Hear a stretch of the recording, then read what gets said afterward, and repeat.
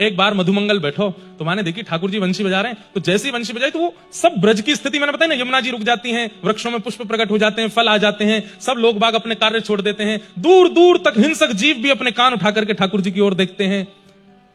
आज मधुमंगल सबको देखते देखते वाकी दृष्टि गई ऊपर, और जैसे ही माने ऊपर देखी तो कहा देखो आकाश मार्ग में बादल की ओट लिए मतलब पीछे छिप करके ब्रह्मा जी, शंकर जी, नारद जी, सरस्वती जी और सब 33 कोटि देवता आकाश में खड़े होकर के कान लगा करके ठाकुर जी की वंशी सुन रहे हैं। मधुमंगल ने श्रीदामा से, श्रीदामा देखियो ये सब देवता खड़े हैं आकाश में। श्रीदामा ने दूसरे से कही, ऐसे करके सब में बात फैल गई। अब जब जब ठाकुर जी वंशी बजा में आकाश में देवतान के दर्शन हुए।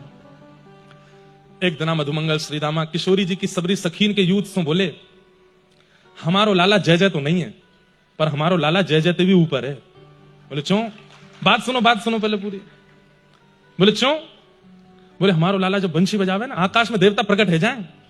अरे कहां तक कहें, सूर्य चंद्र भी एक साथ प्रकट हो जाते हैं ठाकुर जी की स्वर लहरियों को सुनने के लिए।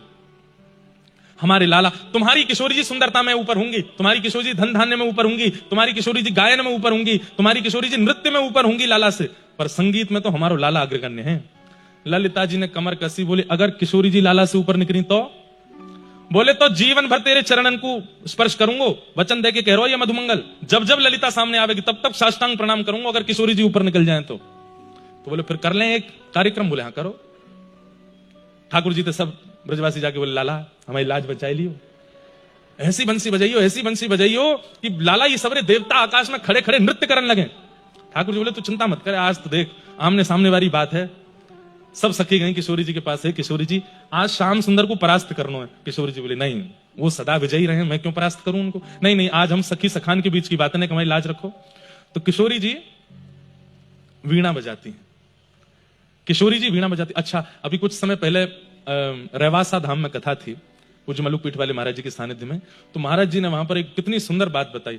बोले इंद्रेश जी, त्रेता में श्री जानकी जी वंशी बजाती हैं और राम जी वीणा बजाते हैं, तो वहां जानकी जी की वंशी सुनकर के राम जी मोहित हो गए और राम जी की वीणा सुनकर के जानकी जी मोहित हो गई। तो राम जी ने कहा देखो शिक्षा प्रदान करने के 3 तरीके होते हैं, शिक्षा लेने और प्रदान करने के 3 तरीके होते हैं। पहला, गुरु जी की सेवा करो और उनसे शिक्षा ग्रहण करो। दूसरा, गुरु जी को दक्षिणा दो और उनसे शिक्षा ग्रहण करो। तीसरा, तुमको जो आता है वो तुम गुरु जी को सिखाओ, गुरु जी को जो आता है वो तुम सीख लो। तो हे जानकी जी, आप मुझको वंशी बजाना सिखाओ, मैं आपको वीणा बजाना सिखाऊंगा। तो त्रेता में राम जी किशोरी जी को, जानकी जी को वीणा बजाना सिखाते हैं और शाम को किशोरी जी राम जी को वंशी बजाना सिखाती हैं। इसी का परिणाम द्वापर में किशोरी जी की सिखाई हुई वंशी ठाकुर जी बजाते हैं और ठाकुर जी की सिखाई हुई वीणा श्री राधा रानी बजा रही है। ये सब कितने मूल्य रहस्य हैं, संत जनों से प्राप्त होते हैं। किशोरी जी वीणा लेकर के आई हैं, ठाकुर जी सामने बैठे हैं। किशोरी जी और ठाकुर जी के अंदर तो प्रतिस्पर्धा नहीं है, लेकिन सखा और सखीन को जितावे हरावे की बात है। ललिता जी बोली पहले ठाकुर जी कछु सुना दें। मधुमंगल सीधा बोले हैं, हमारे लाला ने बंसी बजा दी तो फिर वाके बाद कछु बचेगा ही ना, हमारे लाला ने बंसी बजा दी तो फिर तुम कहीं तक दूर तक टिके ही नहीं पाओगे। बोले हम देख लेंगे कितने टिकेंगे, तुम बजाओ तो सही।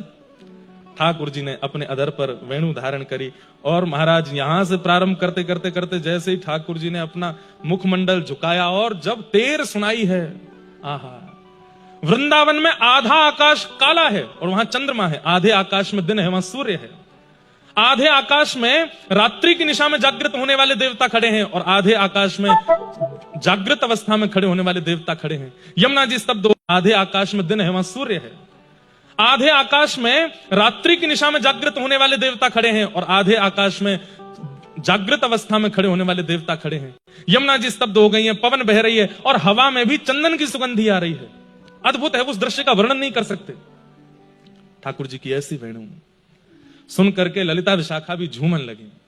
मधुमंगल वो देख श्रीरामा है गई मोहित, मोहिनी चलाई दी हमारे लाला ने, अब तो हमारे लाला की जीत निश्चित है। किशोरी जी नेत्र बंद करके थोड़े थोड़े अश्रुबिंद आ रहे हैं, सुन रही हैं ठाकुर जी की वेणु को।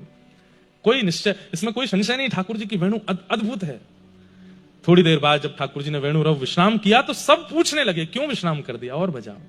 और ठाकुर जी तुरंत कहते हैं बैठ जाओ। किशोरी जी वेणु बजाएंगी, अरे नहीं वो कहा बजाएंगी, वीणा। किशोरी जी बंसी बजा रही, बैठ जाओ बहन बैठ जाओ। सबने प्रार्थना करी, हे श्यामाजू अब आप बजाओ। किशोरी जी ने जैसे ही वीणा धारण की है और वीणा धारण करके अपनी कोमल उंगलियों से उसके तारों को आच्छादित किया है, और जैसे ही दूसरे हस्त कमल से एक झंकार मारी है, एक झंकार में ही पूरा ब्रह्मांड झंकृत हो गया।